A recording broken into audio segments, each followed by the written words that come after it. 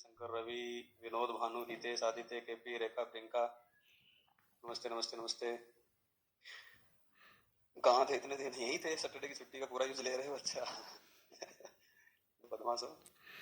Call clear है? तो मिलने आए हूँ आज आपसे, काफी दिन हो गए थे। भूला नहीं था आपको, ये मैं आपको बता दूं। तो ऐसे यूं नहीं है कि सर भूल गए क्या, बीच में कहाँ गए सर, है ना?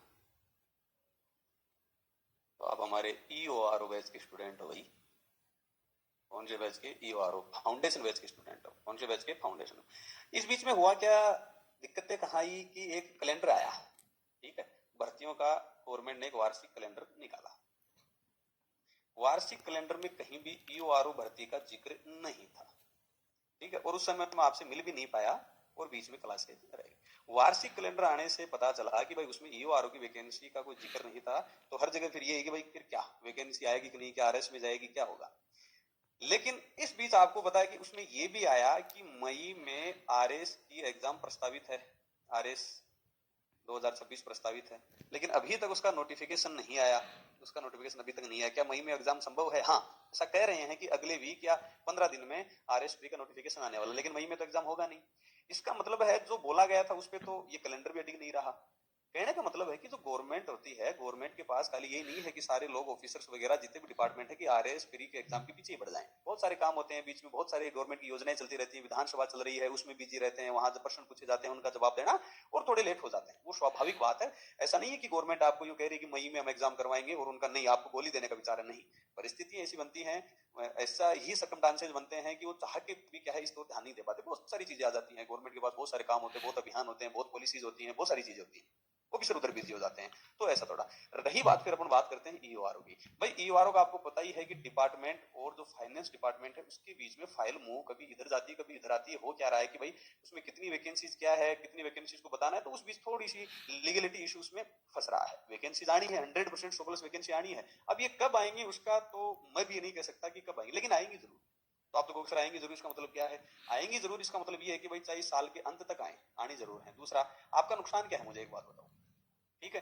भाई उस समय मतलब कि हर जगह बना था ये माहौल की वैकेंसीज आ रही हैं, है ना।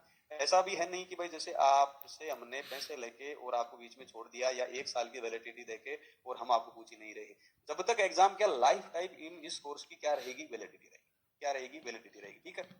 बीच जितने भी हम तो RS में पढ़ा रहे हैं और इसमें टेस्ट सीरीज भी सब आपको क्या है दे रहे हैं, ठीक। और ये भी नहीं है कि यहाँ लोग ऐसा है कि भाई जैसे मान लो इधर SI का एग्जाम चल रहा है, ये बीच में EO है और एक RS है, ठीक है। ऐसा भी नहीं है कि इसमें या तो वो बच्चे हैं जो पहले से ही जॉब करते हैं, जिन्होंने क्या है कि EO को ही समर्पित हैं, या कुछ ऐसे बच्चे भी हैं कि भाई EO का भी कोर्स ले लिया है। तो भाई इतने में SI का एग्जाम दे लो। SI में पढ़ रहे हो तो अपने इस सिलेबस की बात करें तो राजस्थान का तो है ही, पूरा इकोनॉमिक सर्वे को छोड़ दो, राजस्थान हिस्ट्री, भूगोल, आपकी ज्योग्राफी और आपकी पॉलिटी है ही, ठीक है। उसके बाद में इंडिया का पॉलिटी है और पार्ट बी है। भाई पार्ट बी को मान लो एक बार छोड़ दो, पार्ट बी 40 नंबर को एक बार छोड़ दो। तो ये जो इधर जीके पढ़ रहे हो, किसी भी एग्जाम का जीके पढ़ रहे हो, तो उधर तो तैयार हो ही रहा है, चाहे RS के पढ़ो।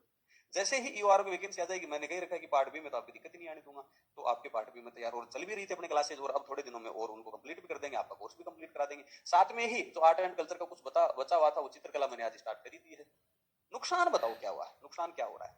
इसलिए आपको न तो मनोबल गिराने की जरूरत है, न आपको गुस्सा होने की जरूरत है, न आपको खींच काटने की जरूरत है कि यार ये क्या किया इन्होंने, तो बैच चला दिया, ये है। आप जो कहोगे, चाहे हम RS फाउंडेशन में पढ़ा रहे हैं उसको भी लाइव कर सकते हैं। RS फाउंडेशन जो आपके कोर्स के सिमिलर है, उसको सारा आपके, ये नहीं है कि आपके उसमें जो है सारा ही इसमें आपको अवेलेबल करवा देंगे, ठीक है। तो ये अपनी बीच में जो चली रही है चित्रकला और इसकी जो टॉपिक है वो चली गया है, आर्ट एंड कल्चर का जो आपकी बची हुई थी, ठीक है। तो ये इधर और दूसरी एग्जाम भी दे रहे हो, उसमें जी आपका तैयार हो रहा है। पार्ट बी भी अपन को धीरे धीरे पढ़ो, ऐसा भी नहीं है कि कल वैकेंसी आ जाए तो आप तोड़ी दो मरोड़ी दो, ठीक है। तो इस बीच में और वैकेंसी RS RSI है वो देते रहो, ठीक है। ये अपना एक ये मानो कि कोर्स पढ़ा है, जिस दिन वैकेंसी आएगी उस दिन आप कैसे कैसा है। और दूसरा, और भी अगर बैच चलाएंगे तो मैं आपको आश्वस्त करता हूं कि अगर और भी बैच चलाते हैं तो हम उसमें इसको लाइव कर देंगे आपके फाउंडेशन वाले में, कि मान लो पार्ट बी का और चलाते हैं ये, तो लाइव कर देंगे। और तो क्या करें आपके लिए, तो आप घबराने की जरूरत नहीं है। और इतने भी फीस हमने ली नहीं है, वो 10-50 हजार रुपए, तो आप मतलब घबराओ, ठीक है। तो इसलिए मैंने कहा आज बच्चों से मिलते हैं, और कहीं वो ये नहीं कह रहे होंगे सर तो छोड़ गए यार, क्या ही है तो बीच में, ऐसा कुछ नहीं है। तो अपन पार्ट बी की जो कुछ बची हुई क्लासेज हैं, जो कोर्स बचा हुआ है, उसको अपन कंटिन्यू कर लेंगे 2-4 दिन में। चित्रकला आपकी चली रही है और जो आर्ट एंड कल्चर बचा हुआ है वो पूरा करवा ही देंगे, ठीक है। और बताओ, तो ये चीजें मैं बताने आया था। सैनिटरी इंस्पेक्टर की वैकेंसी भी आएंगी क्या? सलाह 2015 की वैकेंसी, इनका अंदाजा नहीं है भाई सैनिटरी इंस्पेक्टर का। हम तो EORO के समर्पित हैं, तो बिल्कुल समर्पित रहो। हाँ सर जी, और वैकेंसी आती रहेगी, आप 2 महीने में कोर्स करवा दो सर, ये एग्जैक्टली ये हुई बात, ये अच्छी बात है सर, आप कोर्स करवाओ, बहुत अच्छी बात है कि वो तो आती रहेंगी, लेकिन कम से कम बिल्कुल कोर्स आपको बिल्कुल करवा देंगे, ठीक है, ये है बात पढ़ने वाली। हाँ वैकेंसीज अनाउंस नहीं हुई तो थोड़े दिन ढीले हो गए सर, बिल्कुल हो गए, ये मानते हैं। और बताओ, और बताओ कैसे हैं फिर अपन, मतलब यही 5-7 मिनट मुझे मिलने आया था।